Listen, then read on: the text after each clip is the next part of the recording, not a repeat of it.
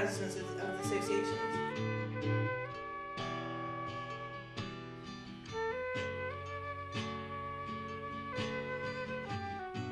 We actually get a lot of students coming in actually requesting the products, wanting to know a bit more about them and wanting to know actually where they are in store. The chocolate bars, these are divine, they come from Ghana, the cooperative there. We've got the teas and coffees, they're right next to the non-fair trade as well, so people have a choice, we're not restricting choice. We've also got the choice of bananas here. We're actually sold out of fair trade bananas today, but they're normally very popular. You can see down here we've got fair trade juice from JP Juices, apple and orange. Here we have fair trade hoodies and t-shirts that come from Epona Sports Limited. There's a whole range, and we got these branded with the University of Edinburgh logo, which is very easy to do, and they're only £1 more expensive than the normal ones. And this is with information about fair trade cotton as well. We've got fair trade wine up here, which has been on offer at the beginning of the year, and it's next to the normal wine as well. So as you can see, we've got a whole range of products for students to choose from.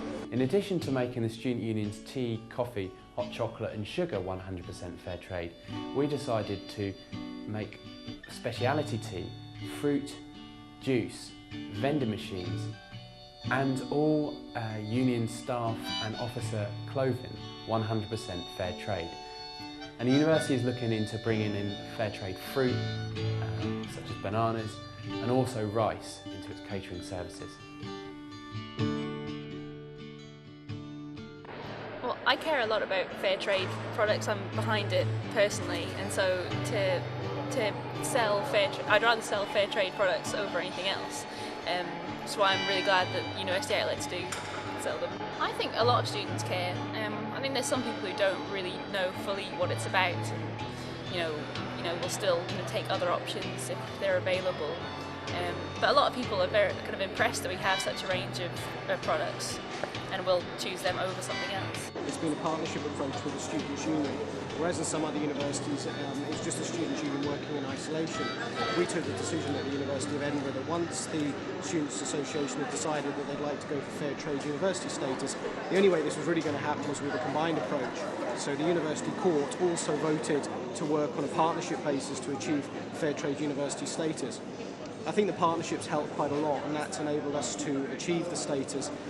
I think everyone's been quite receptive to it throughout the university. We've taken a very specific approach to do it by default. So in terms of tea and coffee, for example, you will be drinking fair trade tea and coffee whether you like it or not at the University of Edinburgh. One of the most amazing things about the fair trade movement has been just how broad the support is. So Scotland had a discussion in the Parliament about whether we wanted to become a fair trade nation, and we had cross-party support from the Tories right through to the Trotskyite Scottish Socialist Party for the notion of becoming a fair trade nation. There's no other issue in the Parliament that unites people from all political perspectives like fair trade. There were 1,000 people there. 300 people had to be turned away from the room. I got inside, and in the end 7 people voted against the motion. And I mean, one person stood up and said it went against freedom of choice. Yet 1,000 people were standing in that hall, sitting in that hall, and they were making their choice there. If you're outside of the NUS, you can source through many companies such as Myrtle, for example, or Cafe Direct. If you're inside the NUS, then all you have to do is speak to your buying manager and ask that the coffee be fair trade. There's very, very little price difference, and it's very, very easy to implement. Also, it's just a case of realising who can get things done within the university for you and approaching them so you actually have sort of friendly relations and you're not working against the university. Because you can often get this idea that it's this battle to achieve something, but often it's much more effective and you're going to achieve your goal much more easily if you work with people rather than against them. Right, so what it is, it's a process of getting your core items on board first, dispelling the price myth, and then gradually bringing more on year. Because the key with fair trade is that more people who tie into fair trade, the unit price will then start to come down. So, now you've seen many different people's perspectives on fair trade, It is, of course, in itself not a solution to the world's injustices and poverty. The trade justice movement is a crucial part of trying to make the global trade rules more fair and less manipulative, so that all people in the world can benefit from the advantages of trade.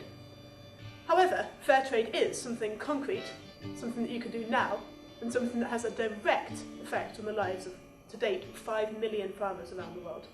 So, what can you do now to go about helping to make your uni fair trade?